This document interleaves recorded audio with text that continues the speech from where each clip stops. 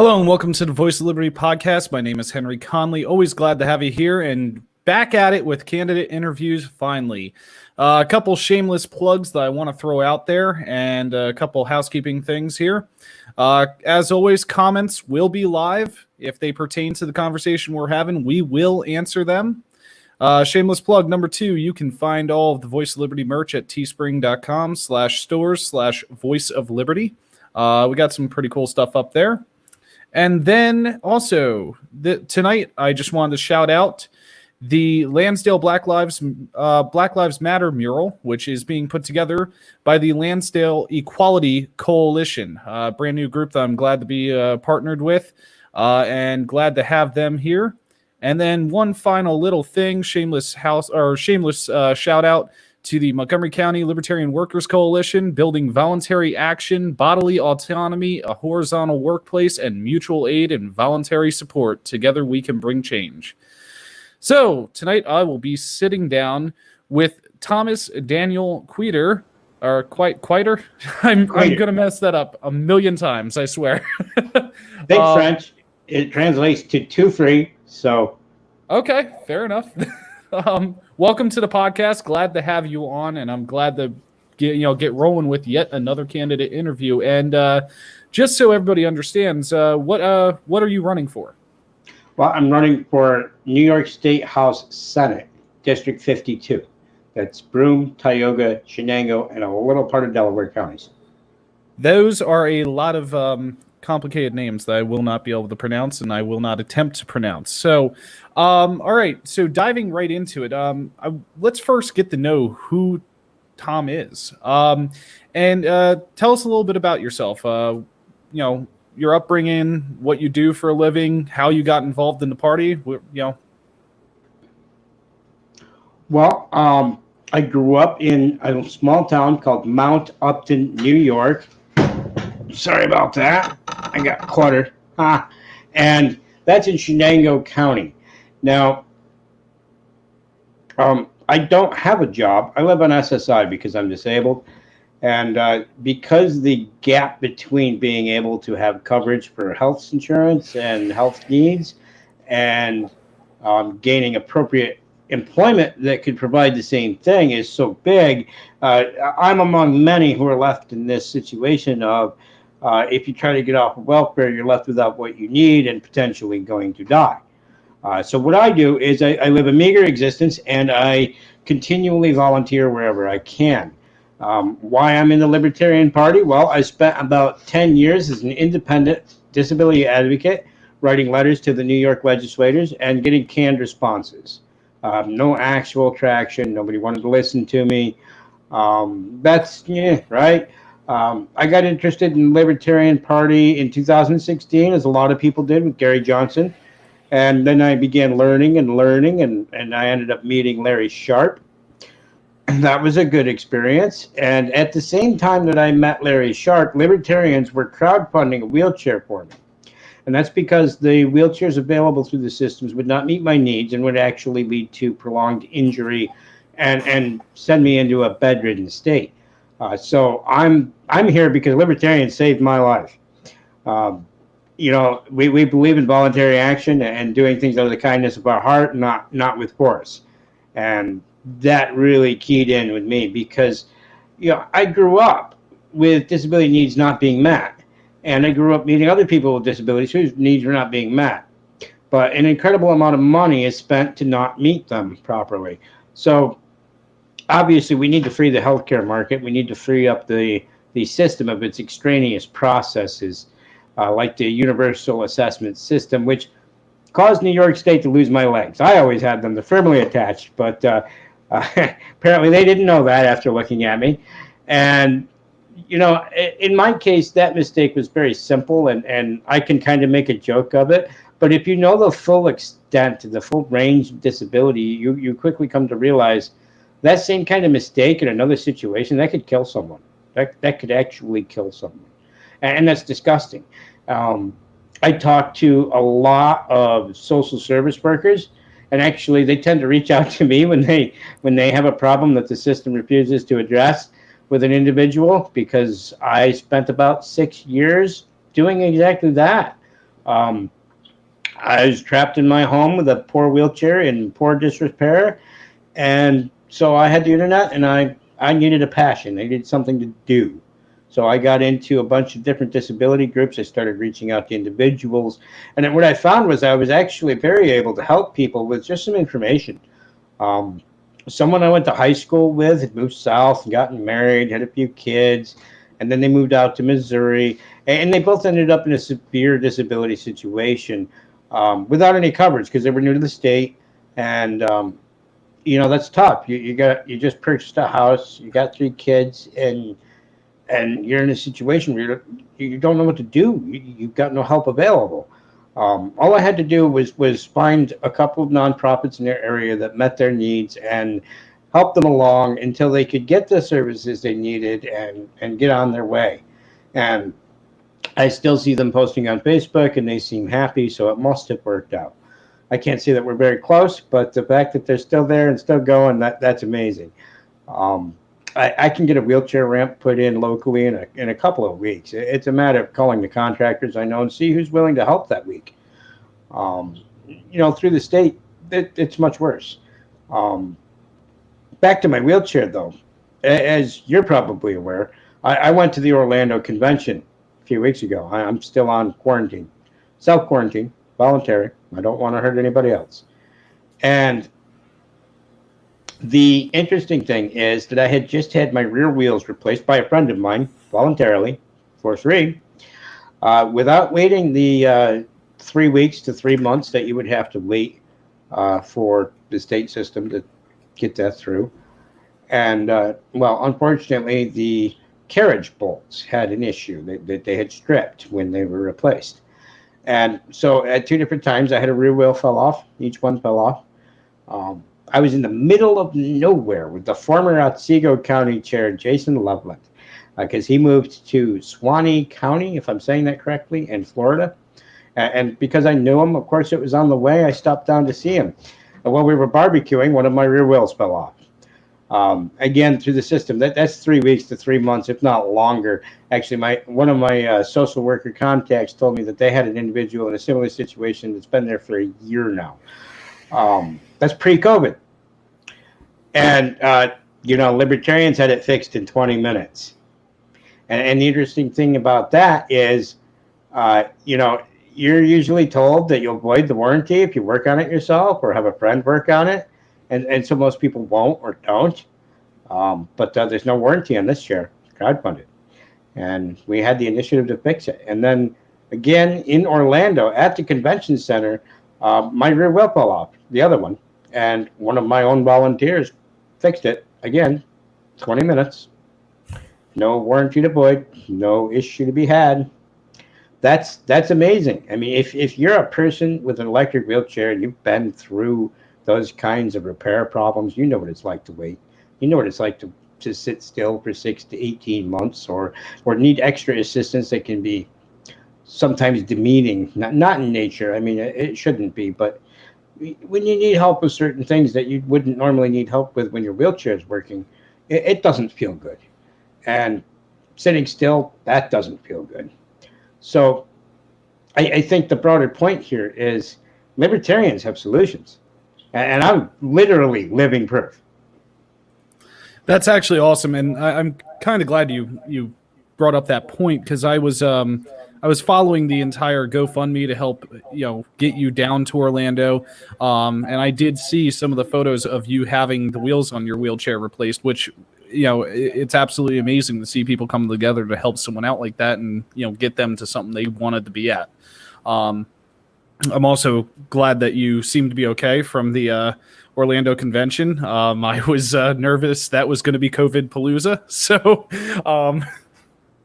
I'm glad that you're good. I'm still waiting for my test results. I did get tested because I am at risk for everything.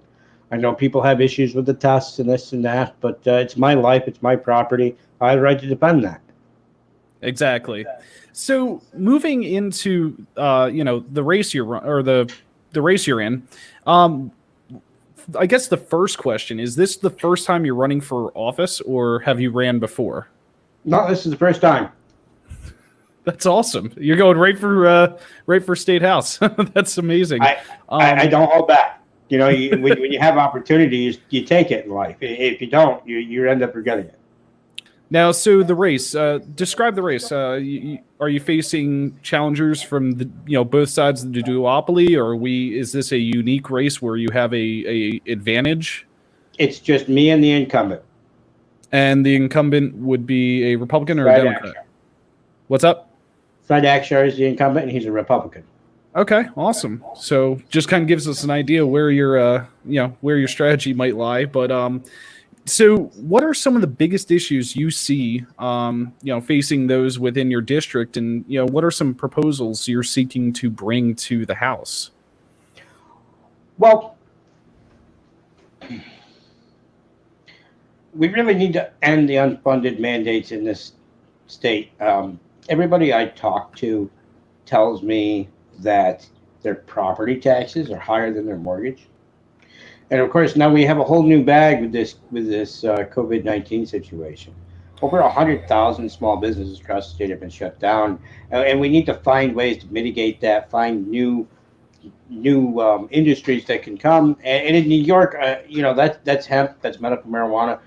My district is geographically about 2/3 or better agricultural, but most of that land is going unused, and that's largely because of the restrictions on business. And we need to grow our economy, because when we grow our economy with local solutions, you're growing food and selling it to your neighbor, or selling it through your town, or selling it to the next town over, that keeps your money in district. That doesn't send it to Walmart that goes all over the place. That doesn't send it to a foreign company. That doesn't send it to an out-of-state company. I'm all for free trade in that regard, but our small business sector is important. It employs 40% of Americans, and we need that. The biggest thing in my mind is hemp. It's such a versatile product. It grows anywhere, and we can grow it very well here. And there's so many restrictions keeping other people from getting those licenses and permits to grow it. I don't think you should need one. I really don't. It's hemp. I mean, just grow it, sell it. What's wrong with that? I mean, it is just a plant. Let's be honest about this. And I'm glad that you're enthusiastic about hemp, because I find that to be absolutely such an amazing plant, and it really is the future of multiple different products. And I'm glad to hear someone running for office that is looking at that. There's so many solutions. They're even making biodegradable plastics and insulation out of it now. But obviously the traditional means of rope and textiles are there. You can harvest CBD from it, which is legal in New York. And that's an excellent adjunct to healthcare. For those who find it works, with a healthcare system that's suppressed with administrative regulation that really forces up the cost of everything, hemp would be an excellent product to offset that. It's a big step. That is. Now, you also mentioned marijuana in there. Are you for full legalization or decriminalization? What's your stance there? Of course, we know the traditional libertarian stance, but I always like to hear every single libertarian's unique view on it. Well, I have an even more unique view on it. When I was about 10 years old, doctors would pull me aside, make sure my parents were around or whatever, and say, try marijuana. And it's an excellent painkiller. And there's actually a study out of Israel that shows that marijuana compounds work with the function of healing bone. My condition causes many fractures, not so much anymore, but when I was younger. And when you fracture, you get a callus that forms, and that's to kind of knit the bone together, hold it together while the harder bone forms to fully heal. And what these compounds do is increase the interconnectivity, that is the strength of the collagen type 1 in the newly formed bone of a fracture. My condition is specifically a lack of interconnectivity of the collagen type 1. Think about that. So I was already well on my way to being one of the most improved cases of my condition before I started another treatment that was conventional medicine. I do not advocate for marijuana over conventional medicine, but I definitely advocate for it in conjunction with. And I can speak to that even further because my aunt was diagnosed with cervical cancer years ago in Connecticut, and she got the standard treatment, the radiation and the removal. And they gave her the all clear. She moved to Maine because she had a new boyfriend, and they moved in together, and it came back. It came back aggressively. And in Maine, they have a homegrown medical marijuana program. They're allowed to grow their own. They're supervised by a doctor who also uses other natural remedies. One of the things she got was a mistletoe injection every so often that was to improve her immune system as she went through a focused round of chemo. That means they've identified which kinds of chemotherapy work best for which kinds of cancer, and they're not just throwing a bunch of chemicals at something not knowing what's going to happen. She was cleared this year. It took a long time, but she's cleared. And you know what? She's never been healthier or happier. I've never seen her healthier or happier. That's amazing. And we talk about the opioid crisis, and a lot of that was created by our healthcare system because it's lobbied for. Our doctors go to med school and they actually get more credit hours learning how to sell pills than how to eat. They don't learn about diet much. That's pretty ridiculous. Yeah. And, I was overdosed on opiates by a doctor, by prescription when I was 8 years old, and it had a very negative effect on my psyche at that time. I won't go into the details, but let's just say it wasn't pretty for an 8-year-old. The FDA says that OxyContin is okay for 11-year-olds. They also say a Pop-Tart is healthier than an avocado. And coconut oil will kill you. No. I actually I had to circumvent the FDA when I was 15 years old. There's a drug called pamidronate, which is in the same family of, say, Fosamax or Boniva. You might have seen commercials for osteoporosis, also a bone density condition. But pamidronate, which had been used in this country since the 70s, was not coded or allowed for my condition. You can't try that. That might work. And what I discovered was that a doctor that had originally been in the U.S. moved to Canada so that he could run a study so that people could apply and get the drug. And I ended up on a Canadian study. Now that was, I was 15, so that would have been 1998. In 1998, your dog could get an MRI the same day, and you might have to wait 6 months in Canada. But I used a Canadian program to get a drug that wasn't allowed here. Think about that. So I tracked down the doctor, I tracked down the study, and I tracked down a doctor locally that was willing to work with me. And I had to do that on my own. My parents were working too hard. They supported and we discussed and the like, but I really had to do the legwork myself. So at 15, I literally circumvented the FDA rules to, again, save my life. This drug brought my fracture rate from over 100 a year down to less than 1. 100 fractures a year. Yeah, I had over 1,000. Well, actually, all right. So when I started this drug, they do a bone density scan. They call it a DEXA. I'm not going to try to spell it. It stands for something. And it's like a very intense X-ray. It's like super detailed, okay? But it's full body, and they can see all the old fracture sites. Okay, they just show up as like hair lines on the bone. And my orthopedic surgeon, he told me, I sat down and I tried to count your old fracture sites. I had to stop when I got to 1,000. He didn't tell me how far through my body he got. Holy cow. Yep. I mean, it sounds like a big deal, right? I mean, we're all aware of the frog in boiling water analogy, right? If you put it in hot water, it jumps out, but if you put it in cold water, it slowly bring up the temperature. Well, I was born with 25 fractures. I had fractures in the womb. I fractured all along.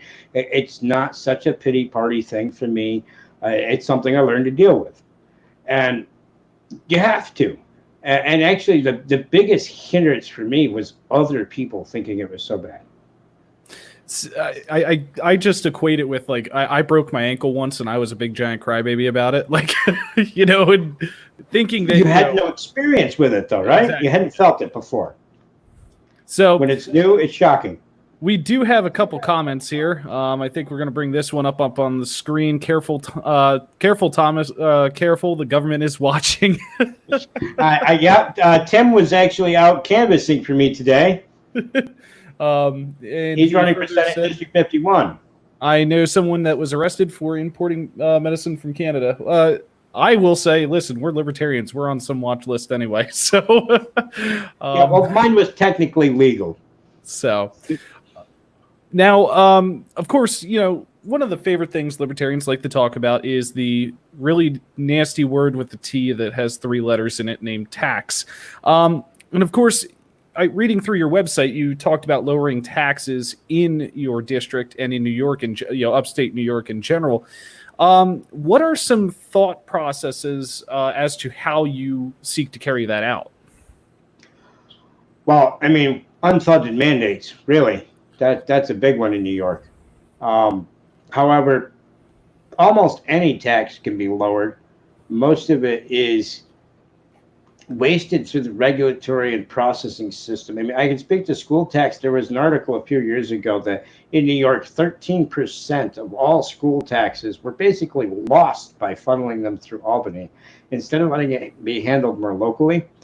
And the interesting thing is that depending on which school district you're in, it could be easier or harder to do homeschooling. And so, if you're in a district it's harder to do homeschooling because of the school district, then that's a forced tax, right? You can't even choose, no, we're not going to raise, we're going to do it ourselves. Right? Hey, Tim, you're right, it is. And in many cases, taxation is that, but it is at least coercion. I mean, everybody says taxes pay for the roads. I live in New York. That's a bad deal. That's a very bad deal. And depending on which disability program you're talking about, you could be wasting up to 80% of those earmarked funds in the processing. I mean, think about this. When the last time I tried to apply for an electric wheelchair through the system, I had 20 appointments to make sure I was still disabled on the taxpayer dime. Even if it was my private insurance, because I have 3 now. They don't do much for me, but I have 3 insurances. Even the private insurances that exist today, they're unions, and so they're subsidized. And I'm not completely against unions, but I am definitely completely against subsidies. Subsidies are theft. Subsidies are greater theft than taxation. Jeez. Very unique take on it. I like it. Before we move forward, I believe you also have you now owe Tim a beer. Just to make sure that one's public, so everybody holds you to it. How about some ice cold cake instead, Tim? I do make frozen cakes, and I don't drink anymore. So, another thing I wanted to move into here and talk about a little bit is the ballot access situation in New York. Of course, I'm in Pennsylvania, the Libertarian Party of Pennsylvania right now. We just had our lawsuit struck down by the courts for ballot access. And of course, ballot access across this country right now for third parties and libertarians is absolutely ridiculous during this COVID nightmare. What does it look like up there for you in New York? Well, I believe we need about 160,000 presidential votes for the Libertarian nominee in New York to retain our ballot access. I broke this down earlier in the year, and I think if less than half of our constituents in New York just chose to divide themselves up among all the third parties, they'd all have ballot access. Okay. Wow. Now, as far as getting on the ballot, do you have guaranteed ballot access currently, or are you still facing a signature requirement? This cycle we do, I am on the ballot. It is done. Oh, that's awesome. So, yeah. That's amazing. And so if I remember correct, that's all relating back to the Larry Sharpe gubernatorial run, correct? Correct. That was supposed to buy us 4 years, but of course they decided to change the rules. Of course they do, because no one wants to keep the rules.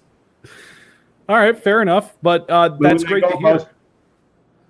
That's awesome to hear that you are on the ballot, that you're guaranteed to be there. So let's talk about some other unique issues. What other issues are facing New York in general that you're looking to try and find ways and solutions to? Well, as I'm been made aware, most of our prison systems are contracts with the state, and the state is required to give them enough prisoners. Think about that. Um, and what we're seeing is that addiction, the war on drugs, is being used as a profiteering tool, and that keeps people in and out of the system. They want that recidivism. They want that to happen. And I also counsel drug addicts. There's really not any form of helping in front of me that I don't try to do.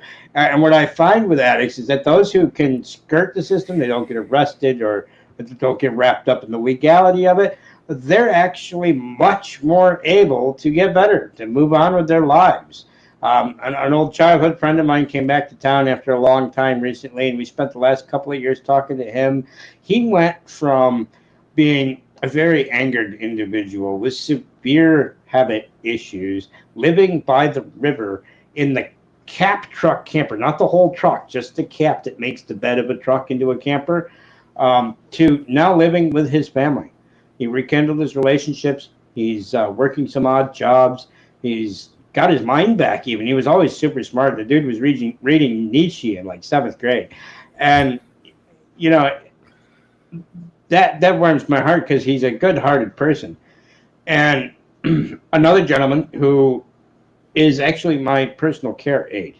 He helps me with things around the house that I can't do due to my disability. He's an awesome person. He's got a golden heart. You know, he's one of those people that just give you the shirt off his back if you thought you needed it.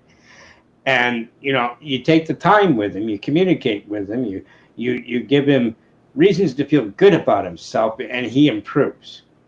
The other thing I find with addiction issues is that I hate to keep coming back to disabilities, but they usually come back to individuals who are ostracized for being different, which means people on the spectrum, people with behavioral disorders, people with a history of being abused. Those are our addicts. We are hurting people in those situations. A concrete hole does not help that.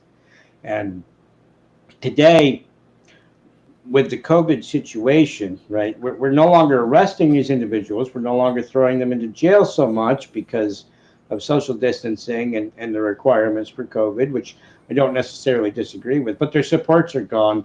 The economy is gone. Our communities can't really support them as well as they should be able to in this situation. And there's this underlying stigma. Drugs are bad. People who do drugs are bad. You're bad. I'm not going to help you. Well, that's wrong. It's wrong. These are our sons. These are our daughters. These are our siblings, our parents, even our grandparents. At one point, the biggest uptake in heroin use was among the elderly as they got cut off of the opiates that were prescribed to them. We are shunning people we're supposed to be loving, and that is wrong. We need to include them. We need to take time with them, and we need to have the freedom to do that. In order to do that, we need to revitalize our economy. We need to allow people the freedom to care for each other again. You know, it's actually illegal to help each other in a lot of ways. They recently made it illegal to hold a raffle to raise funds for things, particularly political things. But now, comptroller can, not necessarily will, but can come take any money that you hold with a raffle. And they did that under the gambling laws, if I remember correctly. Sick kid up the street, no raffle. That's absolutely ridiculous. And what was the percentage of New York prisons that is privatized or contracted? I'm not entirely sure, but as far as prisons versus jails, I think it's all of them. Wow, that's just absolutely ridiculous. It's prison reform and criminal justice reform have been a huge fight that I'm shouting about myself, and man.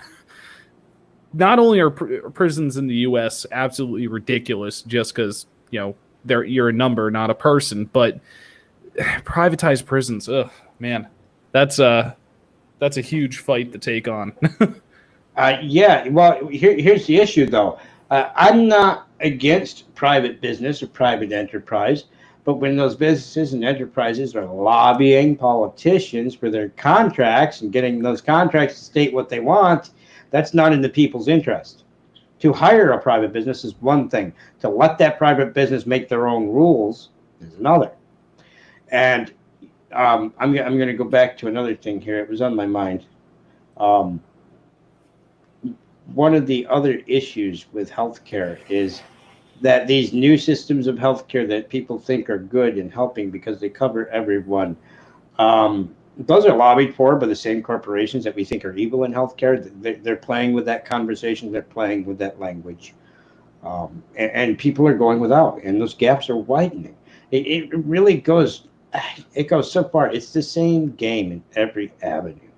Take and punish, take and punish, or as you brought up earlier, tax and punish, right?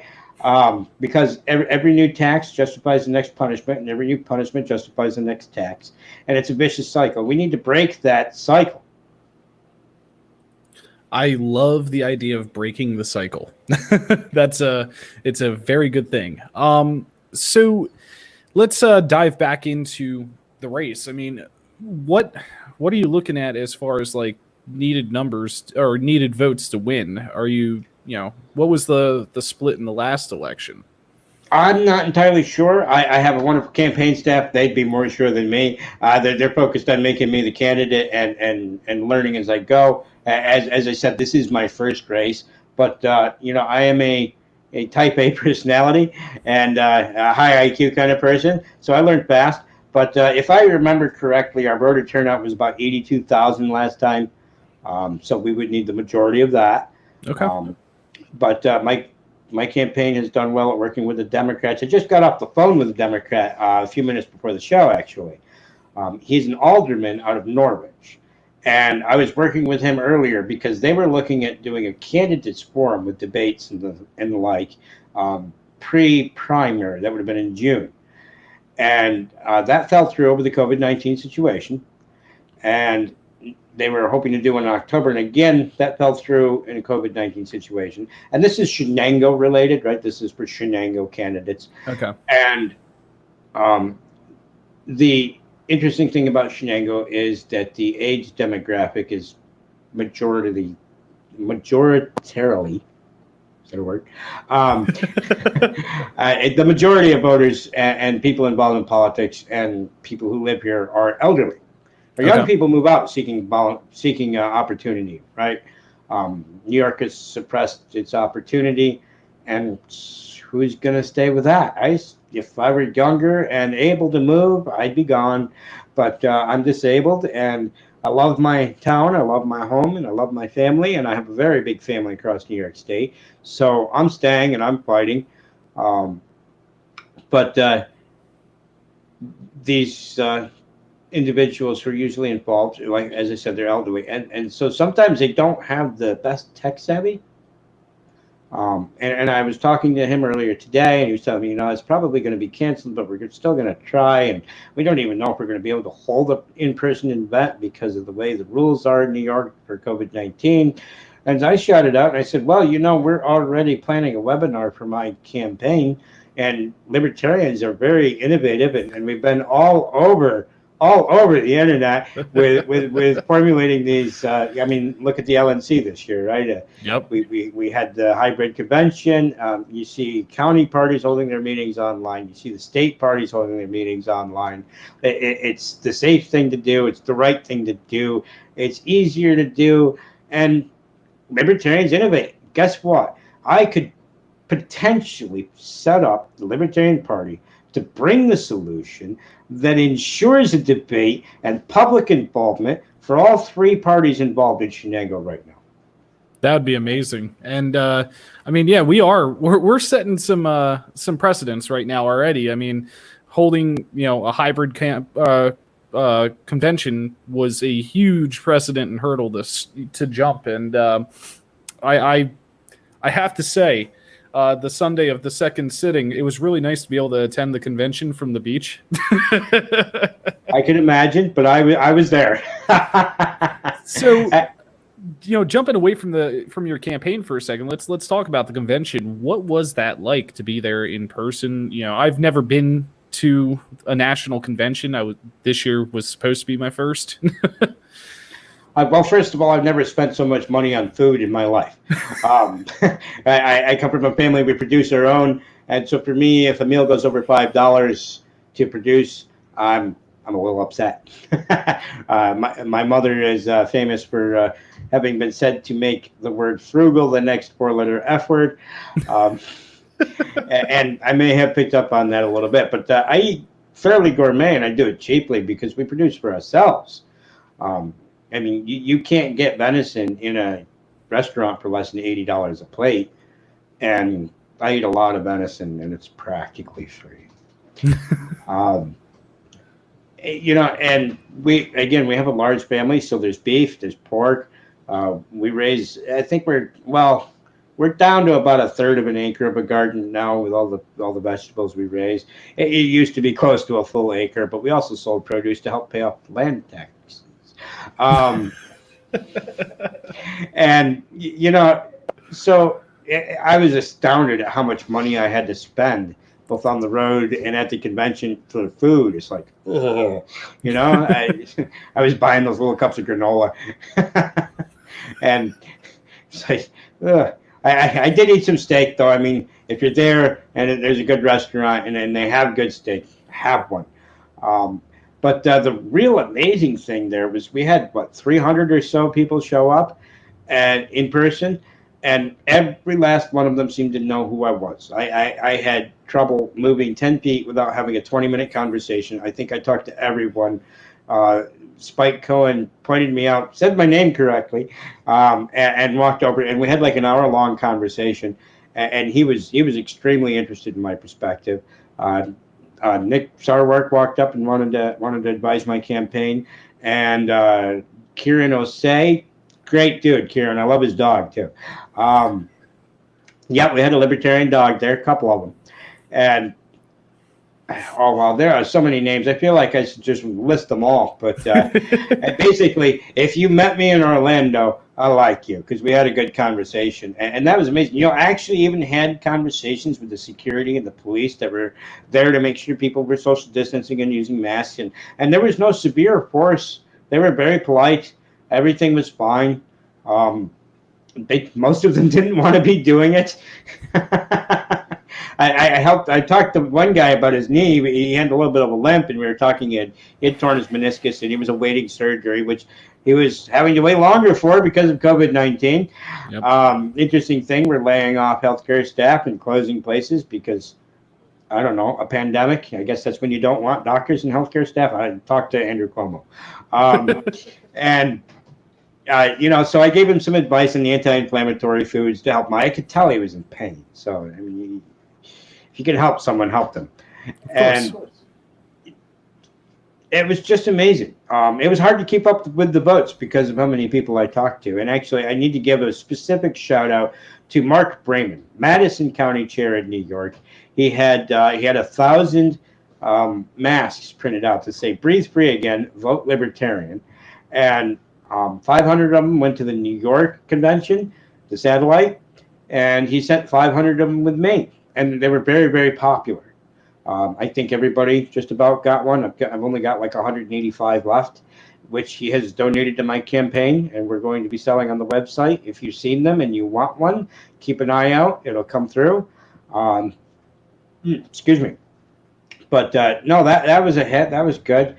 And I got to talk to Karen Ann Harlos, and of course, Shut the Door Wayne. He's a good guy. And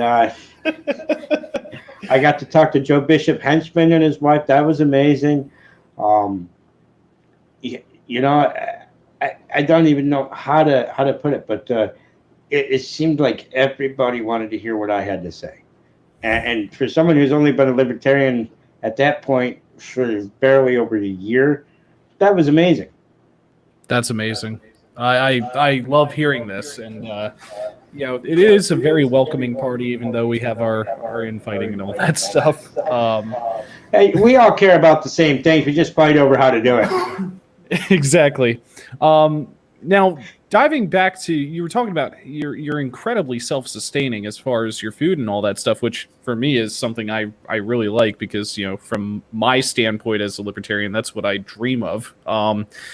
That's incredible. So does your whole family or your whole community work together to help, kind of keep costs down as far as food and stuff goes?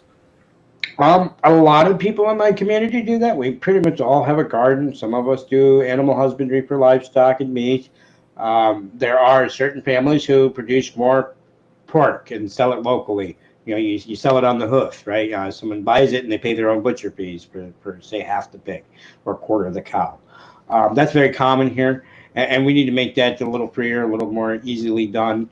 I don't really agree with all of the fees attached to butchery. These little places, they should be able to do it nice and safely without a whole lot of extra cash involved. Um, and I don't know. I was 5 years old the first time that I remember hunting dinner. I mean, we were dirt poor, and I'm talking dirt poor. I was charged with shooting some gray squirrels that were pests and edible, and we had gray squirrel at dinner or for dinner that night. Wow. That's a different way to be brought up. But I do understand it being where I was born and raised. So yeah, it's really not that different here. Most people I know eat venison or hunt for it. One of the things I don't like is the DEC is trying to encourage people to only take big horned animals. One, the meat's not so great, and so you're going to turn off people from eating it. For two, those are the deer with the good genetics who have survived. And when you take the good genetics out of a herd population, what happens? the herd dies. And we need to start taking younger deer so that they don't breed, because through the World War II and one depression system, people actually ate most of the wildlife to the point where they and hunted for fur because that was something you could do. I'm not so big on hunting for fur unless it's an animal you can also eat. I believe in respecting the animal and making a full utilization of it.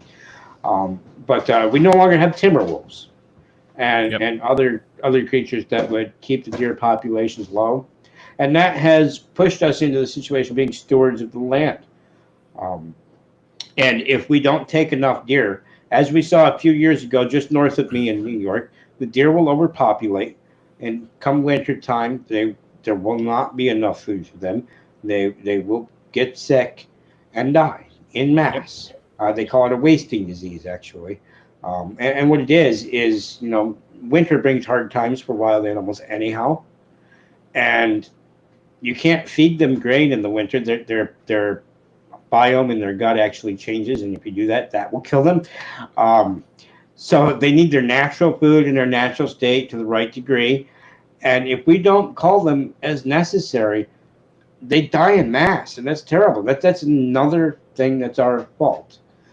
We need to be stewards of the land, and we need to use the resources that we have. The natural balance. I like it. Yep. And you actually have to pay to have it USDA inspected if you're going to donate your meat to the homeless. Which is absolutely insane. Yeah. So I guess before I give you a few minutes to kind of close up the show, how can people get involved? How can people help you out? And when is the election? Is it on the November general election, or is there a special election in there? Okay, it is November 3rd, and I believe New York is going to be chasing the absentee ballot thing pretty hard this year. So, if you're worried about COVID, or if you just prefer to make sure you get your vote in, then get your absentee ballot. Vote for me, Tom Quater, tom452.com, which is where you can get involved. I do believe there's a sign in or a sign up list where you can be a volunteer. You can receive our emails, and obviously you can donate. There's a big donate button at the top.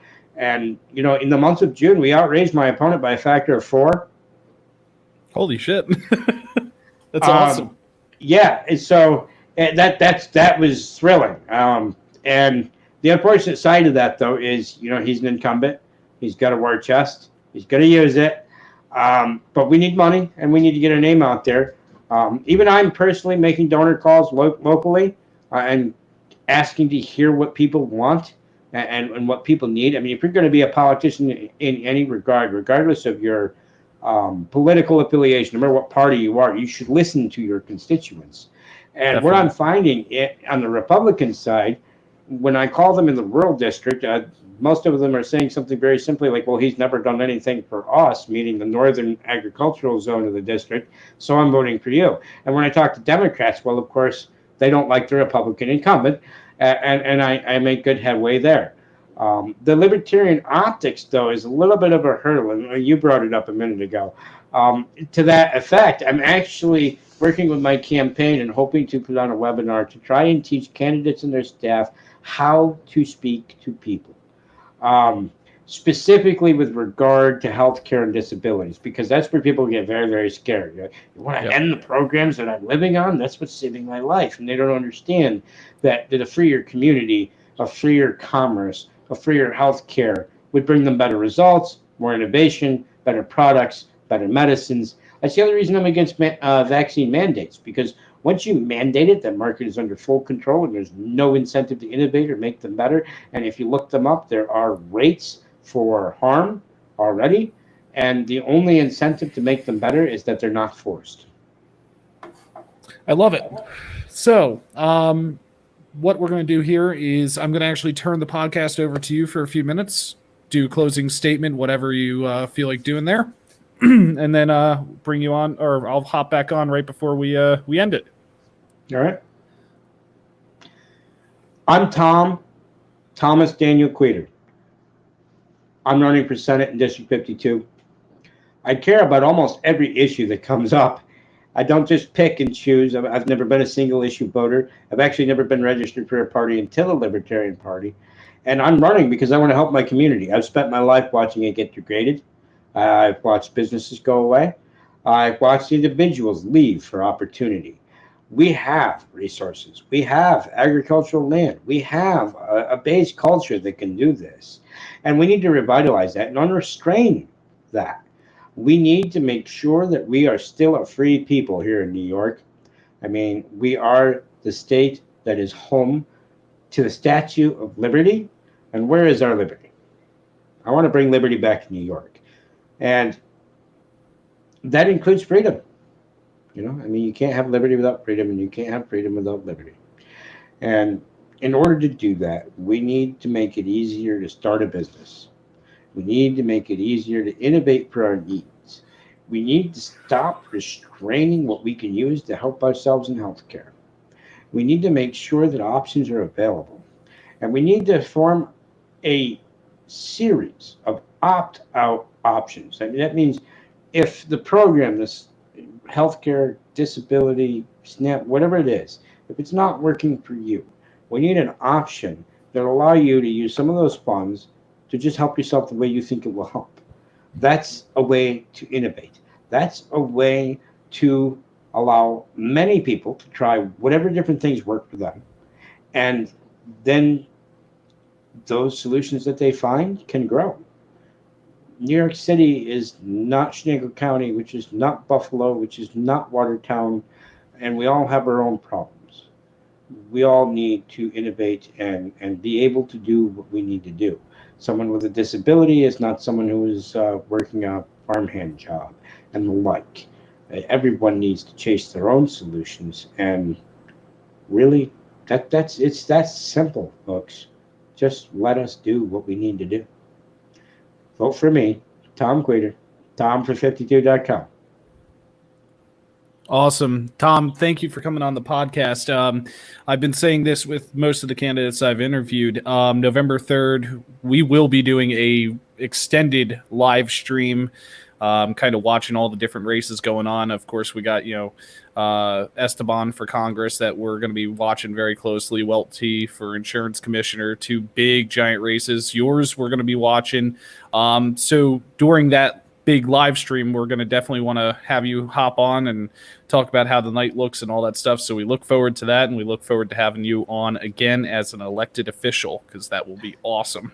I will charge Brianna Coyle, my administrative assistant, with that, because hopefully we'll be having a campaign party. You have a very excellent administrative assistant there, and yes, she never stops. This I know very well. So I'm going to take you off screen for a minute. I'm going to do a final shameless plug, and then we'll end the show, and I'll catch up with you right before we log off. All right. Thank you very much for having me. Yes, thank you for coming on. So, everyone, thanks for watching the Voice of Liberty podcast. Quick shameless plug. Be sure to tune in tonight at 9 o'clock where I do the Voice of Liberty Talks series. It's a short 8 to 15 minute rant by me about something else that Donald Trump or the administration or just society in general has pissed me off. Tonight, specifically, we're going to talk about hypocrisy and protests. And if you don't know what that is or are curious, be sure to tune in again tonight at 9 o'clock Eastern. As I said before, we do have a merch store, teespring.com/store/Voice of Liberty. It's the best way to help support the podcast and help us keep making things better. And as always, thank you for watching the Voice of Liberty podcast. My name is Henry Conoly. Awaken the voice of liberty.